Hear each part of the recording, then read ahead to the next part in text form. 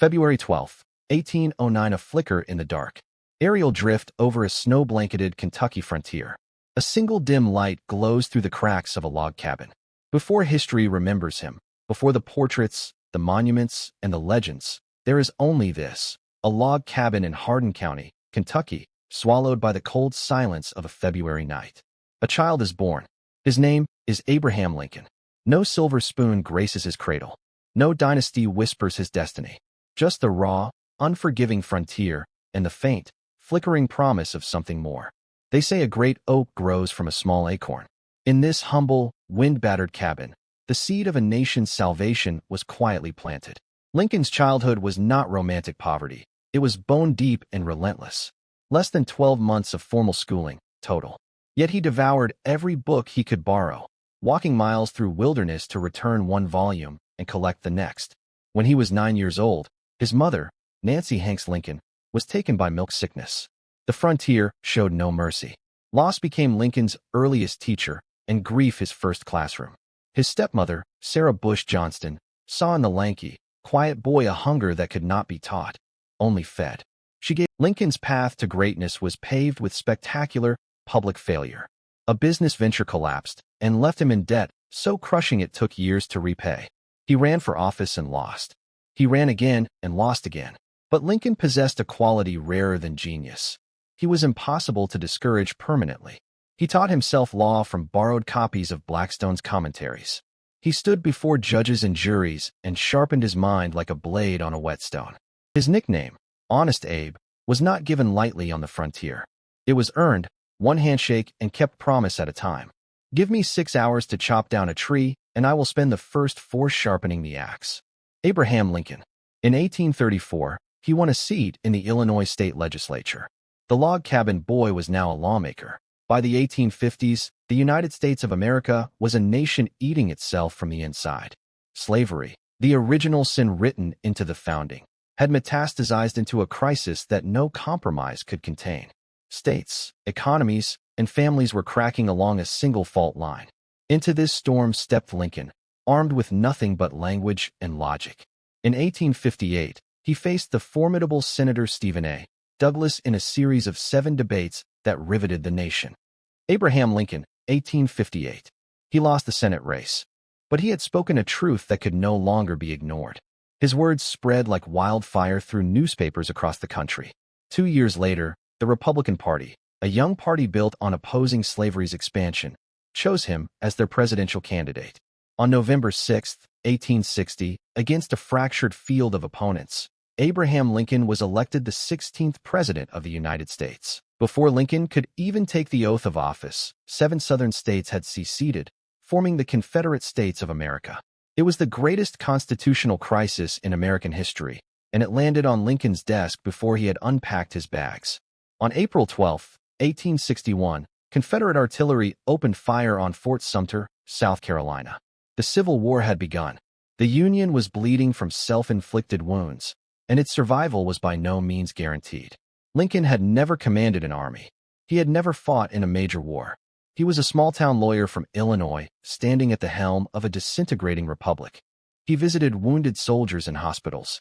He personally reviewed court-martial cases, often granting clemency. He read strategy books late into the night, teaching himself the art of war as he had once taught himself the law. A self-made man was now engineering a self-made military strategy. When General George McClellan proved too cautious, too content to polish his army rather than use it, Lincoln removed him. When Ambrose Burnside led men into slaughter at Fredericksburg, Lincoln replaced him too. He was searching, not for perfect men, but for fighters. He finally found one in Ulysses S. Grant, a man who, like Lincoln himself, understood that war demanded not elegance, but relentlessness. I cannot spare this man, he fights. January 1st, 1863, the proclamation that changed everything. Lincoln had always believed slavery was a moral catastrophe, but as president, he had moved carefully, pragmatically, knowing he could not save the Union by losing the border states that still held enslaved people but had not seceded. He played a long game because the stakes were civilization itself. On January 1st, 1863, he issued the Emancipation Proclamation, declaring enslaved people in Confederate states to be forever free. It was a war measure, yes, but it was also a moral earthquake. The Civil War was no longer simply a fight to preserve the Union. It was a crusade to abolish slavery. Enslaved people who escaped Confederate lines were now free under federal law. Black men could now enlist in the Union Army, and nearly 200,000 would do so, fighting with a ferocity that helped tip the balance of the war. With one signature, Lincoln set a continent trembling. Later that year, on November 19, 1863, Lincoln stood on the blood-soaked fields of Gettysburg, Pennsylvania, where 50,000 Americans had fallen in 3 days of battle, and delivered 272 words that redefined what America was supposed to mean. By the summer of 1864, the war had ground into a bloody stalemate. Casualty lists poured into Northern homes. War weariness had turned to war despair. Even within his own party, powerful figures wanted Lincoln replaced. His re-election seemed, at moments, genuinely doubtful. But then, like a sudden wind through a fog of war, General Sherman captured Atlanta in September. The military tide turned. The people chose to stay the course. Abraham Lincoln was re-elected in November 1864, and this time, his mandate was unambiguous. His second inaugural address, delivered on March 4, 1865, with the war almost won, is widely considered one of the most profound speeches in human history. It contained not a single note of triumph, not a whisper of revenge. Instead, it offered something almost incomprehensible after 4 years of carnage. With malice toward none, with charity for all, with firmness in the right as God gives us to see the right, let us strive on to finish the work we are in, to bind up the nation's wounds. Second inaugural address, March 4, 1865. April 9, 1865, the end of the long war. A quiet room in Appomattox Courthouse, Virginia. 2 generals. A table. A pen. Silence. On April 9, 1865, General Robert E. Lee, once considered the finest military mind on the continent, sat across from Ulysses S. Grant and surrendered the Army of Northern Virginia. The Confederacy, which had begun with bravado and cotton dreams, quietly extinguished itself in a modest farmhouse. The Civil War was over. More than 620,000 Americans had died, a number that still staggers the imagination. Cities lay in ruin. A generation had been consumed, but the Union had held, and slavery, its root cause, was on its way to being constitutionally abolished. Lincoln, hearing the news, reportedly wept, not tears of triumph, but of exhausted relief. The long night was ending. The 13th Amendment burning the bridge back. A crowded chamber of Congress. A tally board. Rising murmur, then eruption. Lincoln understood that the Emancipation Proclamation, as a wartime executive order, could theoretically be reversed by a future president or contested in court. It was a declaration, not a law carved in constitutional stone. That was not good enough. He threw the full weight of his presidency, his political capital, his personal appeals, and his legendary storytelling charm behind passing the 13th Amendment to the Constitution, which would abolish slavery permanently and irrevocably throughout the United States. On January 31, 1865, Congress passed it.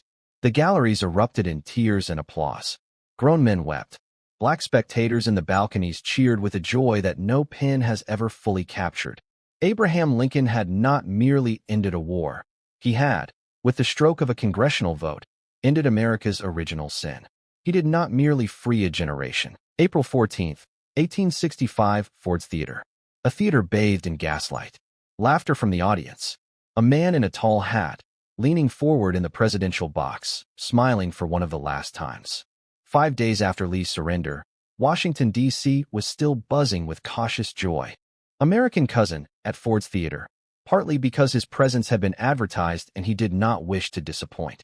At 10:13 p.m., John Wilkes Booth, a celebrated actor, Confederate sympathizer, and burning, reckless zealot, stepped into the presidential box and fired a single shot into the back of Abraham Lincoln's head. Lincoln never regained consciousness.